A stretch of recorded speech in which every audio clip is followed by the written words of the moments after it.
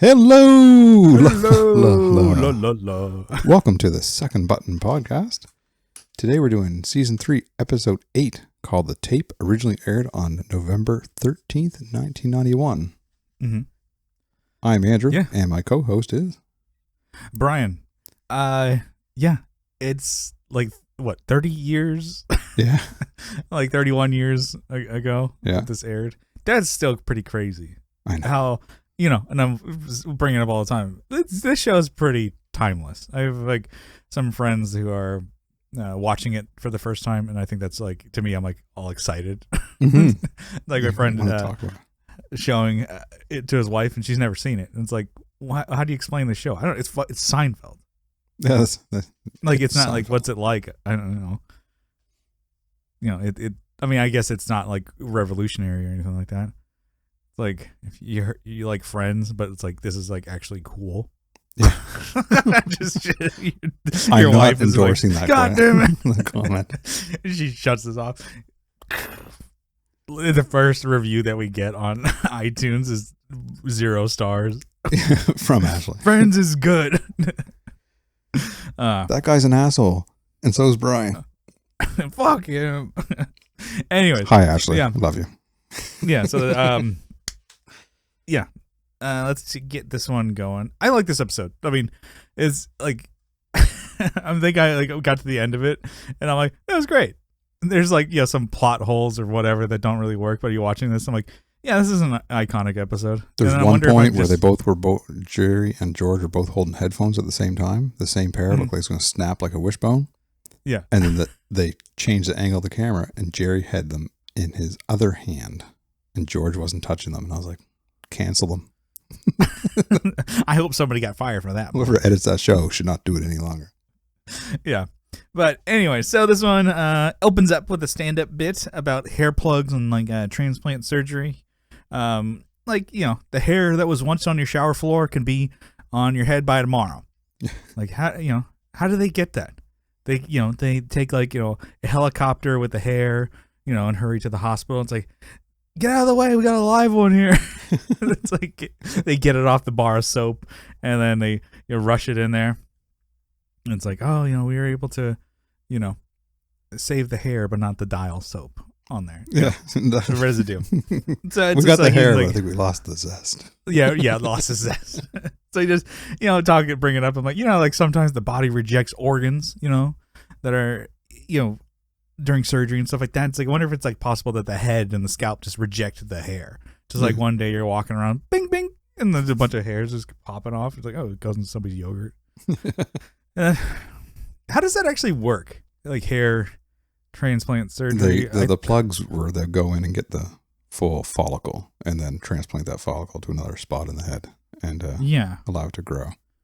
Okay, so they have to they take it from the head, right? I think I saw they'll take it from the back of your neck, the hair in the back of your head, and they take little pieces out of there and then put it in the front. I'm ugh. Yeah. And I'm I think I've seen it where it's it doesn't really look that good because it looks like crops, where it's lines of and then I'm okay, so you really got to grow it out and then comb it over. And then, and I'm that's, okay, I'll say this, not just sorry if this is offensive, but I'm so glad I'm not going bald. Yes. I'm so glad. I'm pretty sure I won't. And from the way it looks, I'll probably be keeping my hair. I guess I'm mid-30s now. And then I'm okay, my dad, he's got a full head of hair. He's got a, gray afro. He's he's got, all that hair. And then I guess they say it comes from your mother's side. But I guess my mom, she's Blackfoot, Native American. Not known to be going bald, really. First Nations, whatever it is. You see most of them with the long ass hair. Mm-hmm. And then I'm all right, I think I'm safe for that. Knock on wood. At least next year I got a fucking Costanza going. Yeah. Peanut butter smeared on your head trying to grow hair. Yeah. But, I think it's good that I do enjoy having hair, because imagine if you didn't. It's definitely a slap in the face of bald guys. Mm-hmm. I been to a bar, bar, and then a guy was drunk, and you're drinking kind of outside the bar or a show or something like that, and one guy, he was super friendly, But it's like some people could take it as like, this guy's so weird, get out of my face. But I was like, yeah, fucking, we're just having fun. Mm-hmm. He's like, man, I'm fucking jealous of that hair of yours, man. It's like, man, if I had that hair, dude, and I'm like, I'd never wear a hat. And I'm like, yeah, I try not to. He's like, don't do it. Don't wear a hat. You have all that hair. You got to live life to the fullest, man. Don't wear hats. Show off your hair. And he's like, kind of like, just do it, man. You got to strut. What you got? Like, he was like, it wasn't like offensive, but he was just definitely like intense about it. He was like, don't do it. So I'm like, I'm enjoying, I like having my hair. And then I, say all that, and I got really bad bedhead today. I was like saying, my hair's not bad at all. And I'm wearing a hat. Yeah. So we're both not living our best full hair lives today. Yeah. But anyways, so we're recording on a Sunday instead of a Monday this week. So Sunday's the day to be lazy and not do your hair. Yeah. I mean, it's 2 p.m. where I'm at, and I still haven't showered for the day.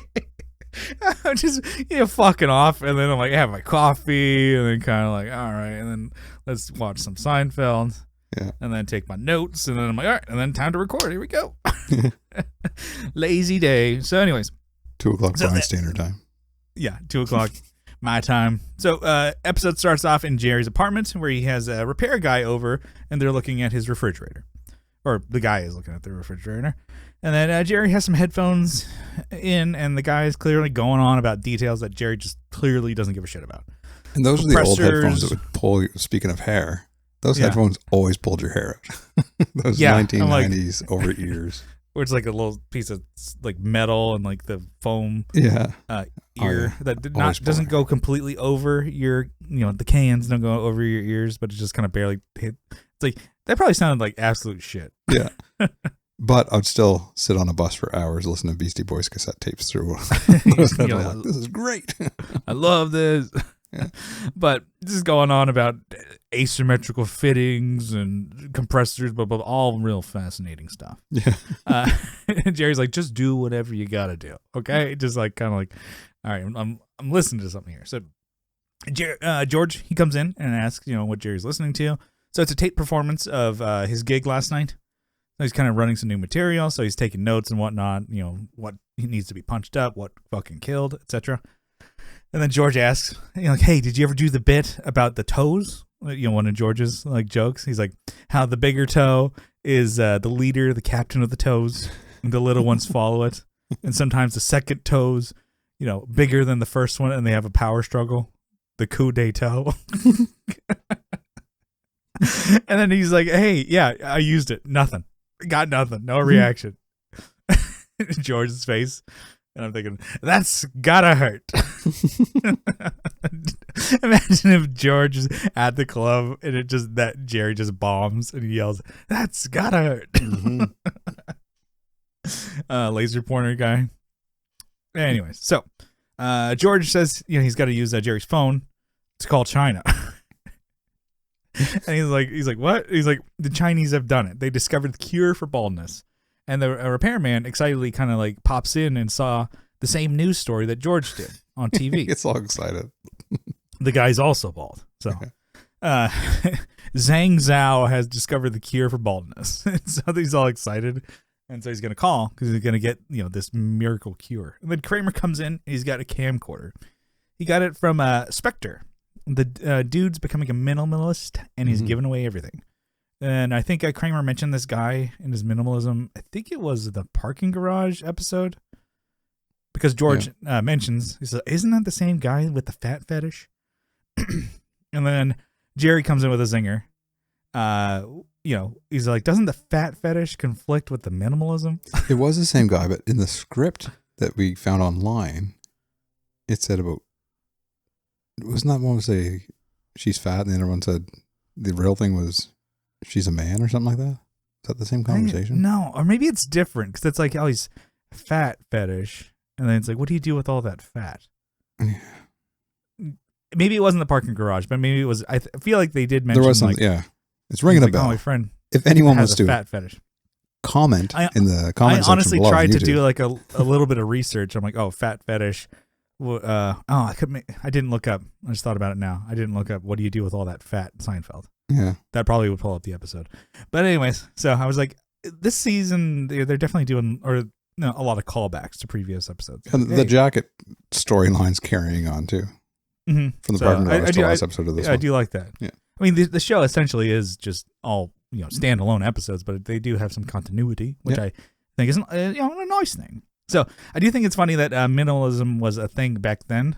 Mm-hmm. I guess, it definitely had a rise. I think in 2015, 16, stuff like that. There was like documentaries and books and stuff like that talking about the idea of owning less, buying less, and anti the capitalism and stuff like that. Yeah. Especially now going through the holidays, everybody's like buy stuff, give stuff, da da da da. The idea that you don't need more shit to be happy, of course. But it's fun to have things and buy things, right? And we've talked about being minimalist before. Mm-hmm. Or you've talked about it, I've spoken to you about it. And it's like, I like the idea. Then you're like, but I like that stuff. I kind of like to take some ideas from it. So it's like, I'd say over the past couple of years, definitely beginning of the pandemic, I was off work for a couple months, and I was like, all right, going through, and I'm like, you need something to do during the day. Instead of just jacking off and getting drunk all day, which, there's time for that later.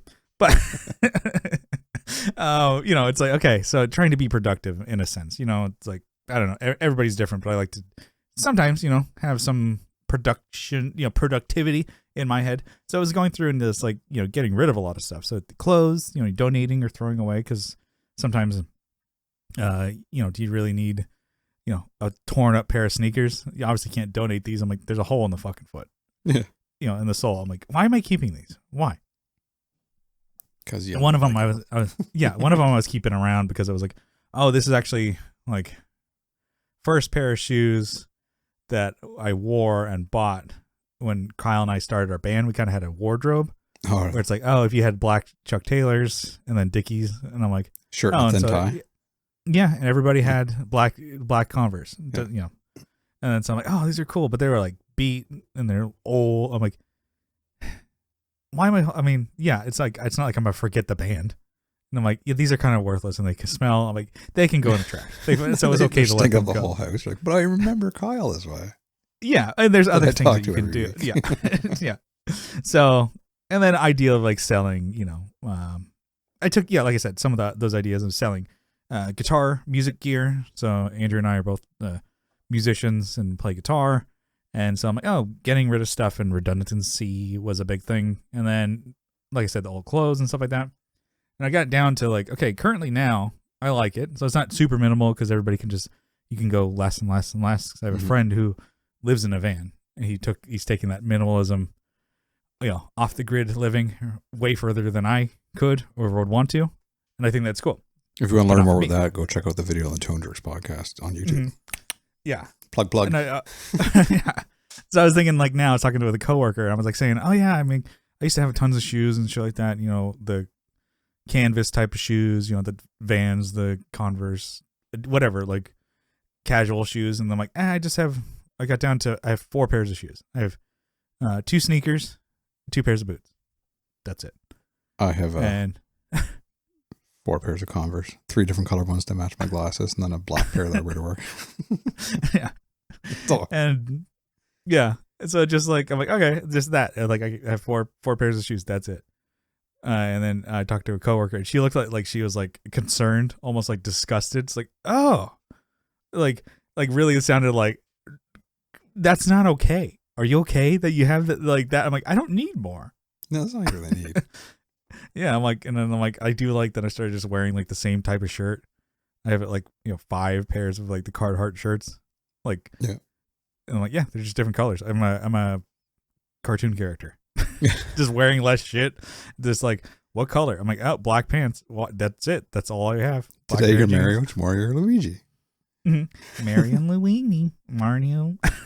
Anyway, so I do like the idea of like, the shit, the ideas you can take from minimalism. Mm-hmm. And then there's also like essentialism to where it's like, okay, maybe, minimalism, have nothing, get nothing, just have a white room that you live in. I'm like, no, not like that. But essentialism, I guess I believe it's similar in regard that you like, maybe you can have like one, good thing. Like, say, instead of having 20 guitars, maybe you could have less, but they're better and they fit the need for what you're looking for. Yeah. Or like you have a really nice computer that will last you a long time and gets all the stuff that you need to do, instead of saying no technology. Yeah. Or the idea of get one pair of boots that'll last you 5 years or longer, instead of just cheap ones that you keep buying. And it's like, I'll just run through these. I'm like, well, you're essentially getting more stuff just to run through, and you could have just got the one thing. Yeah. But yeah, anyway, so I like that. So, but all the things, Kramer's talking about minimalism, and, George, I'm like, that checks out. I like minimalism, and then I'm also like the thick types. All that build up just for that part. Anyways, so Kramer mentions the bald cure he saw on TV, to George. He's like, hey, did you see this? This is what you should have seen. And then George, mentions that's why I'm on the phone. I'm, calling, China now. I'm like, what's he calling? Is he calling a doctor? Or he's just calling China? I'm like, hey, give me that. It's like a 1-800 number they put on the news. I'm not sure how that worked out. Maybe. It never says where he's calling. And I guess it does a little bit later, but it's just like, how did he get that number? Was it in the news story? I'm like, hey, everybody, call China today. See, all right, that's the news. If that was today, it would just be like, you go on Amazon, you buy it, done. Yeah. And that's what I was thinking. It must have been so hard to research or track anything down 30 years ago. You need info on anything? Tough shit. Yeah. You need to order something?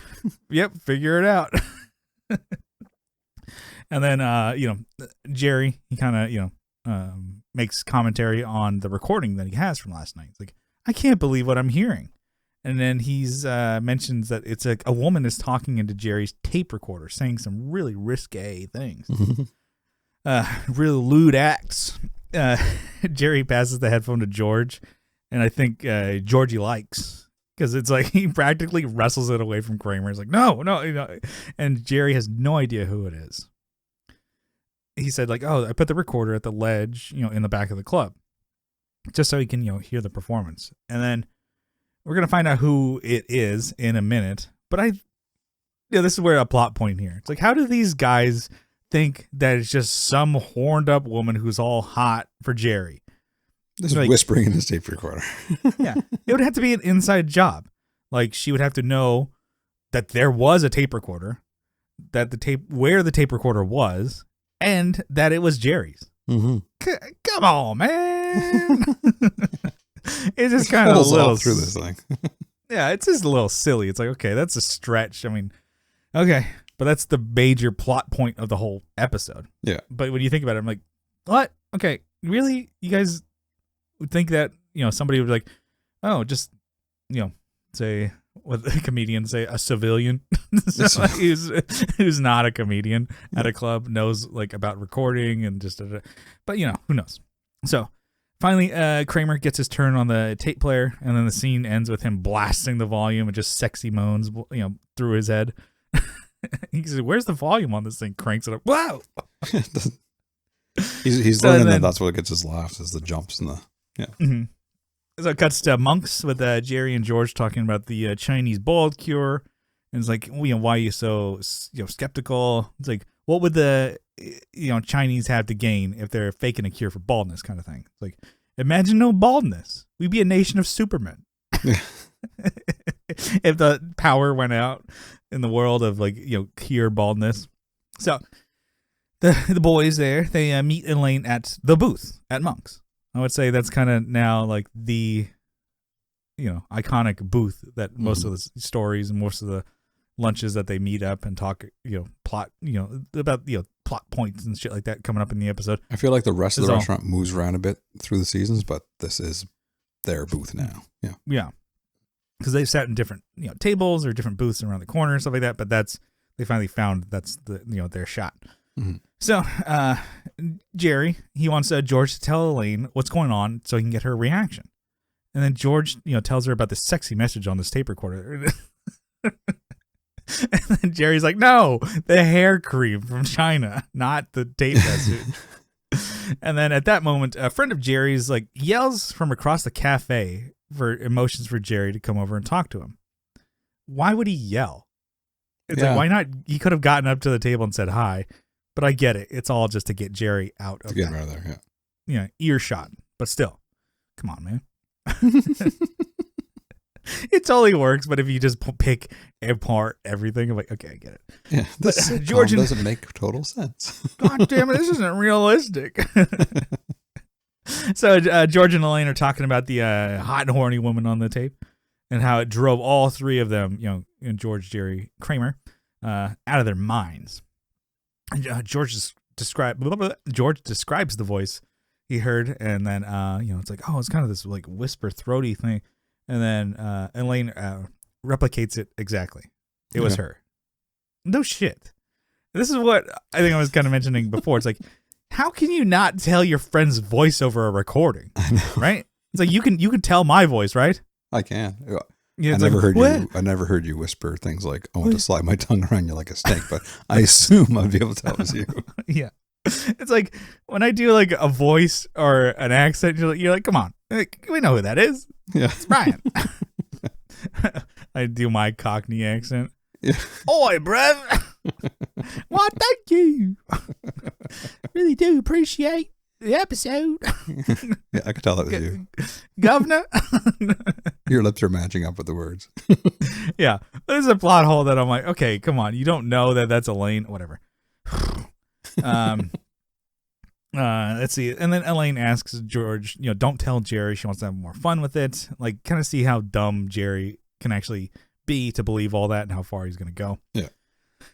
But George is just taken aback that it was Elaine on the tape. And it's like, oh my God. I'm thinking, like just some empty calories and male curiosity. Hey, George. Hey. Shout out to anyone who gets that reference. From the same show. Yeah. If you're a fan of Seinfeld, you might know that one. So anyway, so Jerry comes back and he mentions how that was his friend Beater. And, he went to the racetrack and he was yelling at a jockey so much that the guy got off the horse, started chasing him, which sounds like a funny story, interesting that they should be going more into. But George doesn't care. He's still just, taking in all the Elaine stuff. And Elaine, wants to bring up the tape girl again. She was I feel like they're doing that so to show how distracted George is. George and Elaine, they're both distracted. Yeah. And that's what is funny about it. It totally worked out because it's like, I want to hear more about that. Yeah. But all that guy was there for was to call Jerry over and just be like, hey, remember this story? No. Whatever. Don't care. Let's talk about Elaine. So Jerry goes on, and just to show his ass, basically. It's like, oh, Elaine, what do you think an enraptured female fan of mine might say? It says, details of activities illegal in some states for consenting adults, things you would know very little about. Very common when you're in show business. So he's just like, he's hamming it up, but he's also like, he believes it's like, real. Yeah. And Elaine knows it's like, okay, that was not real. That was me, dumbass. Let's just see how far Jerry can believe this. Build himself up, yeah. Mm-hmm. So, and it's like, oh, you're going to ask her out? He can't. He has no idea who she is, and they're just going to leave it at that. And then Elaine mentions, it's like, oh, I'm going to leave. And then George jumps up, where are you going? Home? Why? George wants more Elaine around. She's like, oh, I went to the gym. I got a shower. And then she's like, oh, I can just, Jerry, can I just shower at your place? Like, sure. And then George grabs some napkins and he's wiping. Dabbing his brow. He's sweating. He's like, oh, getting hot and heavy. So back at Jerry's, and George is listening to the tape again. Now knowing it's Elaine. Oh my. He's like, why would a woman leave that or, do that and leave no way to get in touch with her? And then Elaine chimes in, maybe she realized she could never have you and, jumped off the Washington Bridge. And then the phone rings and it's an operator and George is trying to reach Beijing. He's determined to get that balls cream, which I don't get. How would the operator call him? I don't know. I remember I was watching. I don't know how that happens. Yeah. Or do they like call you back once they can make the connection? Because I couldn't. I don't know. And then how do they know to call you back? I guess you give them your number. Yeah, maybe. And there's an operator. Do they have confused. Operators anymore? I'll have to ask our parents and get back to you next week. What's going on there? Yeah. I was like, what the hell? That's one thing I just didn't get. Because I'm like, well, he called, previously, the day before with Kramer was there. And Kramer had mentioned, like, it's like 3 a.m. over there, da, da, da. So you need to call at a better time. So he's calling again. But this moment, the operator called him to get to Beijing. Anyways. I didn't get that part. I didn't get it either. Not to get lost in the weeds here. Come on, boys, let's get out of here. So, but I just made me think. I'm like, what the fuck? Things were different in the 90s. It was wild stuff. Yeah. So, and I was like, he's like, why are you doing this? Like, Jerry, kind of like, why are you so determined? He's like, the only reason, women. He says that as Elaine is bent over, in front of him. She's wearing a robe because she got out of the shower. And I was just drying her hair off. Yeah. And George is like, oh God. he's losing it. So, and then Jerry's kind of like, asking Elaine if she's ever dated a bald man. And she has not. That makes her a baldest. And then Kramer comes in with a camcorder, the one that he got from Spectre there. And he has it going. He wants everybody just to like be themselves. Like he's filming some like reality show or documentary. Yeah. And then he starts joking around. And then, hey, we're talking with Elaine Bennis, adult film star on the set of her new picture. Elaine does the Upper West Side. They had a different name for that. Oh, really? They took a name from an adult film that Elaine, Julia, had something to do with. She wasn't like the main star in the movie or anything, but she had something to do with this adult film like years before this. So they're going to use the name of that movie, and then they didn't. They changed it to Elaine does the Upper West Side. She probably wanted to separate herself from that. Yeah, she probably moved past that. But the whole gang, minus George, they just all play along. Like George is still on the phone. He's trying to get a hold of somebody who speaks English, but they're all hamming it up for the camera. And then we're like, Jerry's the director of the the adult film. Elaine's a perfect actress for this role. And then Elaine talks about how she is about to do a scene with George. In her scenes, the sex is always simulated, except with George. It's real, and it's in her contract. And she's all the while doing like being like goofy, sexy, over exaggerated, like like with teeth and stuff like that, and just like kissy faces or whatever. And then she's super close to George. This is totally making him uncomfortable because he's got a thing for Elaine, and ever since that tape news, and this isn't helping. It's just making him like this fantasy of him and Elaine, even stronger. So there's a buzz, and it's like Kramer's Chinese food. The delivery guy's headed up. So George can't get anyone who can speak English on the phone, and then the delivery guy, he just asks him if he can speak Chinese. And this is the first appearance of a reoccurring character as well. Yes. I don't think they give him, it's Ping, right? They don't give him his name. They don't say it this episode, but yeah, it's Ping. Yeah. So he asks me if he speaks Chinese. He does. And then he asks him if he can talk with the hair restoration clinic. So that's who George is talking to. And place an order, for him. And then he agrees he'll do it. So he asks, George is kind of like, he's the delivery guy. He's the middleman. And George asks like, oh, does it work? He's like, oh, it works. It makes your hair grow like Stalin. Stalin of all people. Yeah. I'm like, was he known for having a good head of hair? I don't know. He's probably known for some other things, but I don't know the hair thing. That's not what I know him for. I wonder if it was supposed to be like Stallion and the way, that was kind of the joke. Yeah, maybe. But yeah, it was pretty good. And then George asked like, oh, is there any side effects? He's like, yes, impotent. And then Kramer's just like, it zooms in on Kramer just busting up while he's like eating his noodles. I wonder if that was like like a candid moment. Ad-libbed, yeah. Yeah, it's pretty funny. But then it was obviously just a joke. And we'd like to acknowledge the fact that Chinese is not a language. Mm-hmm. They call it Chinese. It's not called Chinese, and language isn't Chinese, but we can move past that for the show. Yeah. You're like saying like, oh, you speak American? Yeah. Anyways, yeah. I mean, there could be like a lot of different dialects for, American. And then there's North America. You're in North America. I'm in North America. Yeah. Anyways, but yeah, so he's going on, and he's like, oh yeah, send a check, and then you'll get cream, in a couple days. So George is excitedly running to go write him a check. or write up a check for this cream here. And it seems like Ping really hits it off with the guy on the phone. Like, George makes a joke like they're related. And the guy, he sits down on the couch, he puts his feet up, grabs like the newspaper magazine or whatever, all on Jerry's dime. And Jerry's face is like, all right, nobody else is concerned about this but me. Oh, because it's my fucking phone. Kramer's just eating his food. George is writing his check. He kind of leans over. He's like, do you mind? It's kind of an expensive call. Which is pretty good. Like, he needs to step in. So the scene ends, and then George drops Elaine off. But he suggests that, maybe they should hang out, The night's still young. And Elaine's like, oh, I'm down to do whatever. And then George is like, he's going to shoot a shot, See if him and Elaine could work out. Maybe he can get this going. But he's so awkward. It's like he's bringing up how, like, oh, you're really good during that, like, porno thing at Jerry's.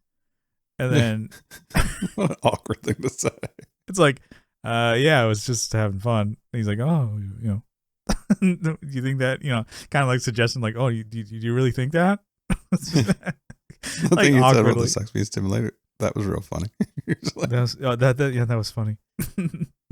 And then he's like, just forget it. And then I'll talk to you through Jerry is what he said. It's like, okay, yep, bye. And then George is just overloaded. He's like heating up. He leans to the camera. He goes, oh, need some air here. All right, and then goes back to George. I believe he's probably on the phone with like the club owner or maybe somebody who works at the club. Mm-hmm. From the tape recorder performance. He thinks he's tracked down the woman's info, and he's going to call her out. It's like, she thought she was going to leave that erotic message and nothing was going to happen. Not bloody likely, he says in a Cockney accent. And then Kramer thinks that was like, what was that? Like it was a shitty accent. It's like, okay, well, let's hear yours. Not bloody likely. And that was the worst one I've ever heard. I think it was fine. It's just not as funny as, Jerry's. Like, I think bad impressions or bad accents are funnier than good ones. Oh, yeah. You see an actor who's like, what is it? Isn't it like a couple of the Spider-Men actors are British, but they sound, pretty American to me. Yeah. And I'm like, oh, they're probably playing it pretty good. I'm like, but that's not funny. It's funnier when somebody does a shitty accent, like a shitty British right, accent. shit, isn't it? And quite shit, isn't it? Oh, man. It's shit. Yep, it's shit. Pack of crisps and some chips. You're right, bad ones are funny. And then you could actually get pretty bad ones, and then you goes good down a rabbit hole there. So we move on with that. Anyways, so George comes in. He's got the box with the hair cream. Kramer, he's like, oh, I got to go get my camera to document this. It's actually not a bad move, right? No, it's pretty smart. Yeah, he's like, well, I have this camcorder, what would you use it for? And then he's like, oh, well, this could actually prove to be useful. And then when Larry David bought his bald cream, his neighbor, Kenny Kramer, brought his camcorder over and he recorded his head so he could have footage of what it was like. So that was actually taken from Larry David's actual. Oh, so this whole bald cream, yeah. So you could sell it. Did not work. Yeah. If you could see Larry. Did not work. Spoiler alert. But yeah, Jerry's, skeptical on the whole thing. And then George just believes that Zhao Zhang wants to help bald people. Why is that so hard to believe? And then Kramer comes in, gets zoomed in, gets some good footage of George's dome over there. Then he runs to the bathroom to go put the cream on. George, that is. And then Kramer brings up the guy that took his jacket from last episode. Yeah. So he got arrested for mail fraud. And then Kramer's going to see if the guy left the jacket behind or not. Which doesn't say, like, how are you going to break into the guy's apartment? It never says anything. That's what I plan to find out. That's what I plan to find out. It's like, what is he going to do? Yeah. So it definitely comes up later in this season, I'm sure. But just the jacket. I like that it's kind of bringing more reoccurring things. The jacket is almost a character at this point. It's like, yeah, reoccurring lines, characters. Yeah. And then, and there's still one-offs, but I like how there's like the through line. mm-hmm. So kind of, you get something for watching these episodes. Yeah. Oh, the jacket. Oh. Yeah. That's all you watch Remember it that? for, is to hear Kramer mention the jacket. Woo! So George comes in with what looks like shaving cream on his head, and the guys mentioned how bad it smells. It just stinks. Like, how long you wear it for? All day. It's like, oh, that's not good. That's not going to work. The phone rings, and it's Elaine, and George just yells on the phone, "Hi, Elaine!" So awkward, too. And then Elaine's on the line. She brings up the tape girl again, and Jerry mentions how, he's tracked her down, and he's in for a wild night. It's very common in show business. Yeah. George is all smiles, and then she, hangs up, and he's like, "Did she say hello back?" Who keeps track of hellos? Yeah, who keeps track of hellos? It's like nobody cared or paid attention to George, and he's all upset. Like, well, you say hello back. Like he's heartbroken. Yeah. But Jerry mentions how Elaine's headed over, and then George is like, she's coming over. He's embarrassed by the cream, and he goes to wipe it off, which I don't get. Because it stinks. He doesn't want to stink in front of Elaine. I guess. Because she knows he's bald, so that's not a secret. It's not like it's reveal. I'm like, what? He's bald. Yeah. And then she was there when he ordered the cream from fucking China. Yeah, I think it was more the she was there. just the presentation of having it on his head, maybe. He wanted to look yeah, his maybe best that's for it. her. I was just thinking, I'm like, why would you be embarrassed? She knows what you're fucking doing. Yeah. It's not like, what? Your hair cream, the one that you paid money for, you're actually using it? Crazy. But just commit to the bit, George. I don't know, kind of one thing I had. And then, George's running to go, clean off his dome there. And then Kramer sitting there, he mentions random questions, like, how often do you cut your toenails? And then Jerry answers him in earnest. He's like, every 2.5 to 8 weeks. Yeah, 2.5 to 8. I forgot that. Was yeah. And then Kramer mentions how he was in bed with Marion, and he cut her ankle with his big toe. And Marion's still the same girl from the library episode. Yep, so the librarian. He's gone about a month with this girl so far. Yeah. Keeping it around. So more callbacks to the Bookman episode. Yeah. So I like that.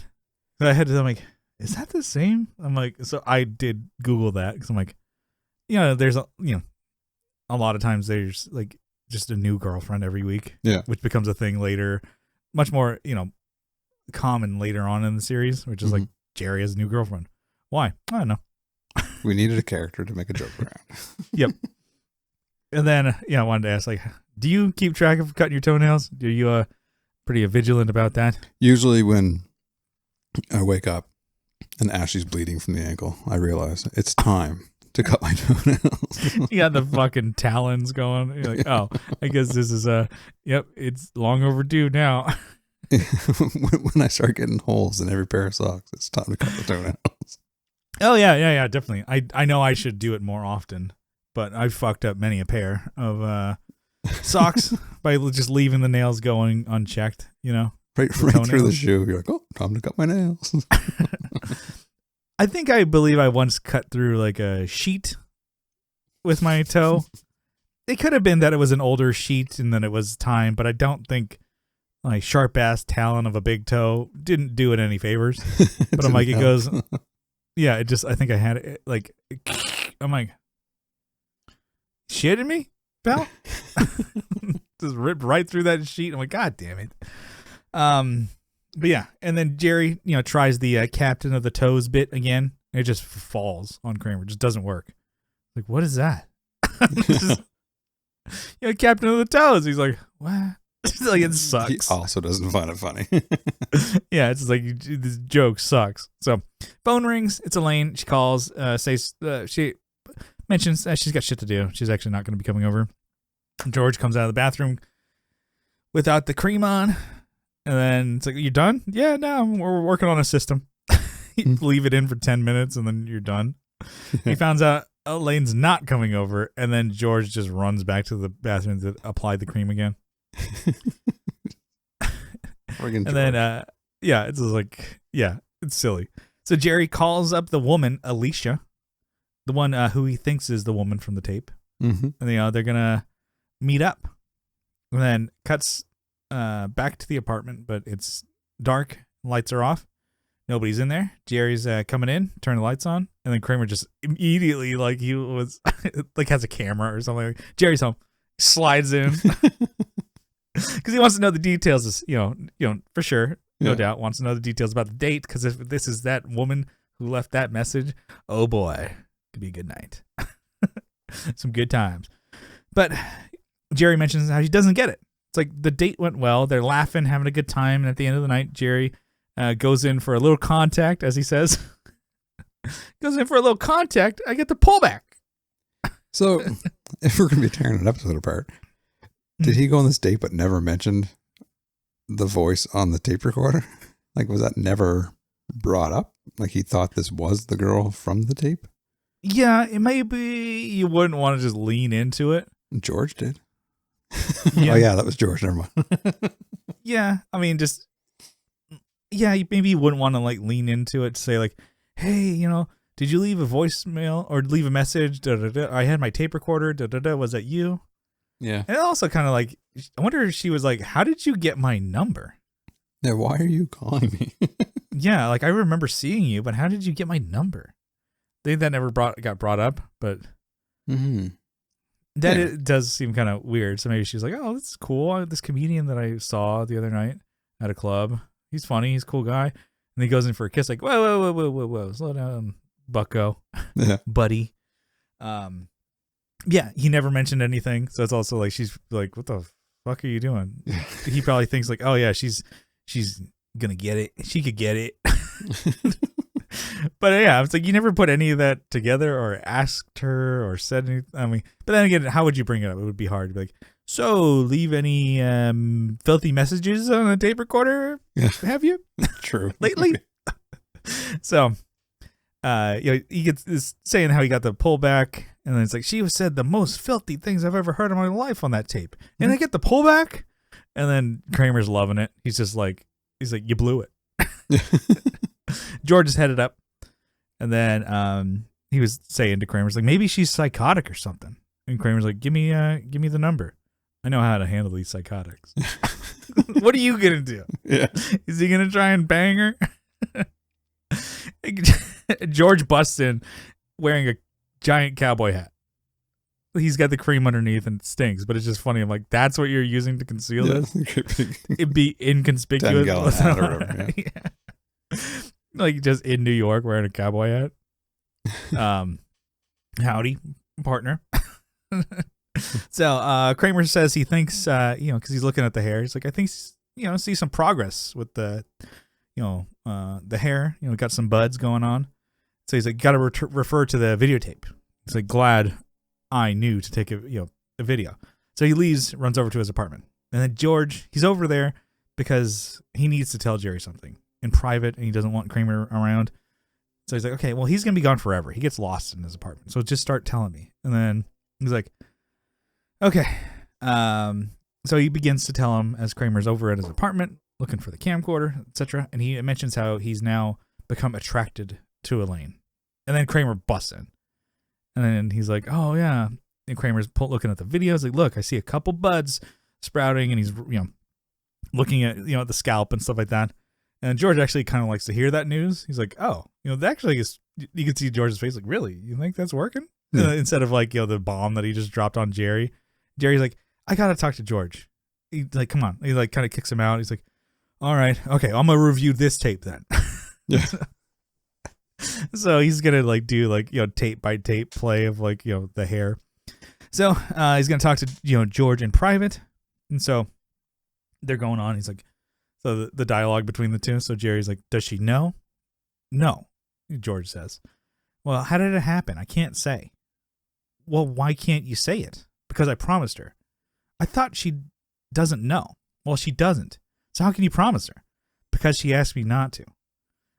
Yeah. It's like, what is this, an Abbott and Costello routine? Jerry's just fucking lost. It's like, how did she know? But she doesn't. So, and then George says it's because Elaine was on the tape recorder. It was her. It was supposed to be just a joke. And that causes Jerry to lose it. Like, what? What? Like, Elaine? And he grabs the tape and headphones. And then George, he wants to listen to, and they fight over it. It's like, come on, you listen to it 50 times. He's like, she's my ex-girlfriend. I think I have precedence. So weird. So they're listening to it. And is this the scene where you said they're like splitting the headphones between the two? Like a wishbone. They're going to get that thing. But there's a buzz, and it's Elaine. She's headed up. You know, and then George's like, oh shit. He grabs his cowboy hat, throws it on, and rushes to the bathroom to go clean up his head with the cream. So Elaine comes up, and she tells Jerry that it was actually her on the tape recorder. She feels like maybe it's going too far because she knows that Jerry went on that date, probably just harassed some woman. Yeah. Should probably stop this before it goes too far. Like, it's going, it's not, it's not funny anymore. And it's just funny. He's like, oh, it was me on the tape recorder. And then he's like, I know, George told me. You told him. And he just lies. Yeah. Instead of saying like, no, I told him like 2 minutes ago. He said like, he threatened me. Just a liar. George is just a fucking liar. So, and then after that, George decides that he needs to confess something to Elaine. He's going to confess his feelings. All the while, Jerry's like, no, George, no, that's a bad idea. No, because he knows exactly what George is going to say. Kramer busts in because he found a new hair on the new tape. So he's like going to put the tape in the VCR. Yeah.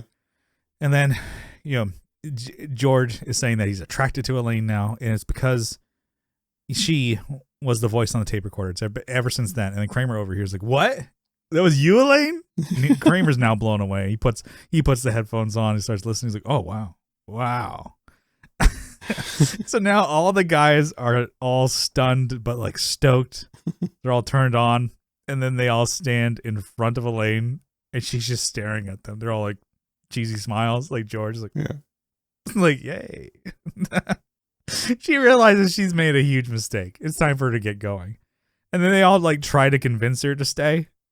And then she just like leaves, shuts the door, and all the guys just fight for the headphones. I love it. It just fades out. Yeah. So it ends with a bit about how a woman, left a voicemail on Jerry's tape machine. In a breathy voice. He's saying like, it's in that breathy voice. Like it could be anything. That a woman can talk to you in that voice, and it's like, you have cancer. Oh yeah, sounds pretty good. Flight attendant could lean over. It's like, sir, please put it on your belt. We're about to hit a mountain. It's like, oh yeah. So what are you doing later by the ruptured fuselage? Ruptured remains of the fuselage. How about we have some peanuts over by the black box. I'll meet you over there. Just like a woman could say anything. You're like, oh yeah, it's a pretty great episode. I liked it. They're really cooking now. I think they're definitely. The premise isn't super strong in this one. Like I said, yeah, I felt like it was a funny episode, but at the end of it, I looked at my notes and I was like, I don't got much to say besides what happened. I didn't have a lot of, but it was a good episode. Yeah, yeah, it was fun, and it's just definitely like one that's not like a showstopper or anything, but it's the character interactions are what make it great. Mm-hmm. And then the characters are definitely coming into their own. Like and you're this saying, one, they're Kramer, all pretty well all tied in the whole time. It wasn't like separate storylines came back together. It was more that they they didn't like shove any like story that didn't need to work down your throat. Mm-hmm. But I think there was a couple episodes ago where it's like Elaine had a story that's like, why was that in here? You think it was just to have Elaine be in the episode? Yeah, they had a story, then they wrote another story just to have Elaine around, kind of thing. Yeah, yeah. This didn't have that. They were all kind of together. And nothing really ran away from the main plot point, which was that tape. Yeah. And that was it. I guess George's hair thing. But that was like, funny enough just to have like some visual gags and stuff like that. Yeah. And that tied in the camcorder and everything kind of tied in. So little branches, but it was all still one story. Yeah. How you said Kramer's kind of like figuring out his role. It's like, oh, a quick laugh is just his like like falling over, like, wow. Yeah, slapstick comedy. And yeah. Exactly. People like it. So. Yeah, that was fun. That was a fun one. So, final thoughts? No, that's about it on that one. It was just a good, funny episode with not anything too memorable. Yeah. I think it's definitely, I don't remember. Is this season with Crazy Joe Davola? I don't think so. I think maybe that's season 4. Maybe. I think it's season 4. But yeah. But I was mistaken last time. I said we were 2 episodes away from the pretzel episode. We are 4 episodes from the pretzel episode. No, we got some time here. So we got some time. How many episodes are season 3? 22. Damn. Okay, that's a long season. So last week we mentioned to send in your recording of these pretzels are making me thirsty, and we've got 5 so far. Really? From Michael Cartwright. All right, so we'll add it to the pile and we'll save it for that episode. Yeah. So we'll, if you guys want to send in your audio clips to the second button podcast at gmail.com, we'll put them all together, play them through, and we need at least 5 more so we can space Michael's out. Yeah. All right. So thanks for tuning in. Be sure to follow along on social media. We have an Instagram and a Twitter, both linked in the description. We're on YouTube. You can watch the videos of the podcast over there.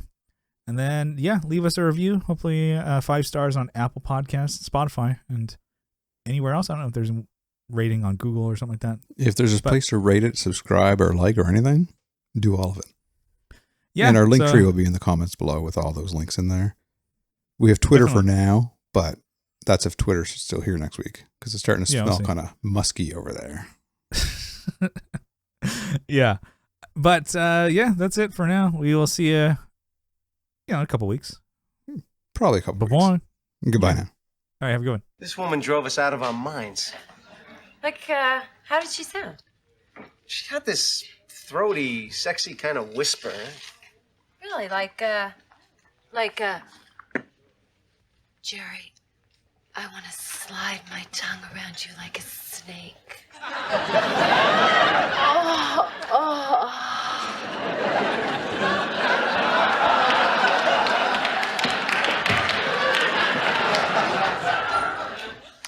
my God.